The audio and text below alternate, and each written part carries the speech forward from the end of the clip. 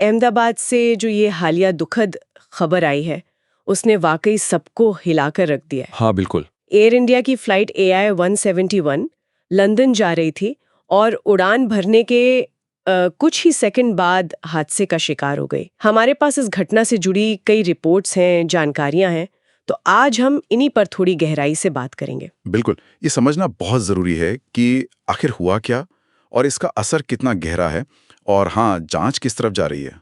सबसे ज्यादा जो चौंकाने वाली बात है वो शायद ये है कि 12 जून को ये विमान, ये बोइंग 787-8 ड्रीम लाइनर था, है ना? जी, ड्रीम लाइनर। ये उड़ान भरने के महज 30 से 36 सेकंड के अंदर ही मतलब नियंत्रण खो बैठा। इतनी जल्दी। हाँ, ये बहुत ही कम समय है। और कॉकपिट से मेडे कॉल भी आई, जो कि मतलब एक गंभीर आपात स्थिति का सिग्नल होता है। जी, और नो पावर की चेतावनी भी, यानी बिजली चली गई थी। और ये विमान गिरा कहाँ? शहर के बीचों बीच बीजे मेडिकल कॉलेज के हॉस्टल परिसर पर। हाँ, और उसके बाद फिर जबरदस्त धमाका हुआ, आग लग गई। इसने हादसे को और भी आप कह सकते हैं भयानक बना दिया। इस हादसे का जो मानवीय पहलू है वो तो दिल दहला देने वाला है। विमान में 230 यात्री थे और 12 क्रू सदस्य। जी, यानी कुल 242 लोग। और दुखद बात यह है कि उनमें से सिर्फ एक व्यक्ति ही जीवित बच पाए हैं। हाँ, विश्वास कुमार रमेश, वो ब्रिटिश भारतीय नागरिक हैं और अभी अस्पताल में हैं। इसका मतलब है कि विमान में सवार 241 लोगों की जान चली गई। ये आंकड़ा इतना बड़ा है। और ये सिर्फ विमान की बात है, जमीन पर भी तो हाँ, जमीन पर भी नुकसान हुआ है। बिल्कुल, जमीन पर भी कम से कम 39 से 40 लोगों की मौत की पुष्टि हुई है। ये वाकई एक बहुत बड़ी त्रासदी है। इसका असर सोचिए कितने परिवारों पर पड़ा होगा। और पहचान की प्रक्रिया भी, वो भी काफी मुश्किल रही होगी। बहुत मुश्किल। कई पीड़ितों की पहचान तो डीएनए जांच से ही हो पाई है। जैसे वो 22 साल के हवाई कर्मचारी थे, इरफान शेख, गुजराती फिल्म निर्माता महेश जेरावाला, और एक दंपत्ति थे, रणवीर सिंह चावड़ा और उनकी पत्नी। इन सब की पहचान डीएनए से हुई। बहुत ही दुखद है ये सब। एक पिता की कहानी भी सामने आई, सौरीन पालखीवाला, जिन्होंने अपनी इकलौती बेटी संजना को खो दिया। जी, ऐसी कहानियां सुनकर लगता है कि ये सिर्फ आंकड़े नहीं है, ये इंसानी जिंदगियां हैं जो चली गईं। बिल्कुल। अब जाहिर है सबकी नजरें जांच पर हैं।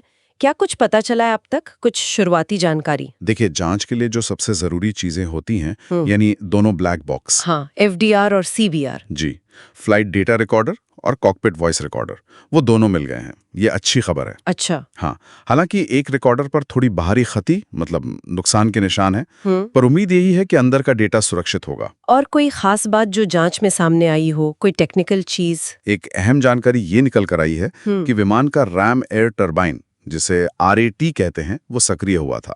RAT? ये क्या होता है? ये एक तरह की छोटी पवनचक्की जैसा उपकरण होता है। विमान के नीचे से निकलता है और हवा के जोर से घूमता है। ये तब काम करता है जब मुख्य बिजली सप्लाई बंद हो जाए, तो ये आपात स्थिति में कुछ जरूरी सिस्टम्स को थोड़ी बिजली देता है। अच्छा, तो RAT का सक्रिय होना क्या बताता है? मतलब क्या ये पक्का करता है कि विमान की मेन पावर सप्लाई फेल हो गई थी? देखिए, ज्यादातर मामलों में तो यही होता है। RAT आमतौर पर तभी सक्रिय होता है जब इंजन से मिलने वाली पावर या जो दूसरी मुख्य बिजली सप्लाई है वो पूरी तरह फेल हो जाए। तो ये जांचकर्ताओं के लिए एक बहुत महत्वपूर्ण सुराग है। शायद इंजन फेलियर हुआ हो या कोई गंभीर इलेक्ट्रिकल या हाइड्रोलिक समस्या।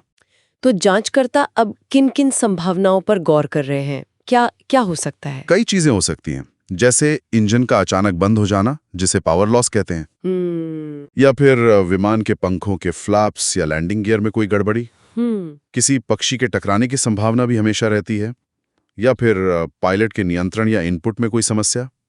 ये काफी जटिल जांच है। हाँ, लगता तो है। इसमें भारत तो है ही, साथ में UK, अमेरिका की NTSB यानी नेशनल ट्रांसपोर्टेशन सेफ्टी बोर्ड, और विमान बनाने वाली कंपनी बोइंग, इंजन बनाने वाली GE और हमारी अपनी DGCA, ये सब मिलके काम कर रहे हैं। और जाहिर है इस घटना के बाद एहतियात के तौर पर भी कुछ कदम उठाए गए होंगे? हाँ बिल्कुल, एयर इंडिया ने फौरन अपने बाकी जो बोइंग 787 ड्रीमलाइनर विमान हैं, उनकी उड़ानें अस्थायी रूप से रोक दी हैं। ठीक है। और डीजीसीए ने भी इन विमानों की तत्काल सुरक्षा जांच के आदेश दिए हैं। यहाँ एक बात और ध्यान देने वाली है, सूत्रों के अनुसार डीजीसीए ने पहले भी एयर इंडिया को कुछ दूसरे सुरक्षा मामलों में चेतावनी दी थी। अच्छा। हाँ, हालांकि ये साफ करना जरूरी है कि उनका इस ताज़ा हादसे से कोई सीधा संबंध नहीं बताया जा रहा है। तो एयर इंडिया का क्या कहना है इस पर? उनकी तरफ से कोई बयान?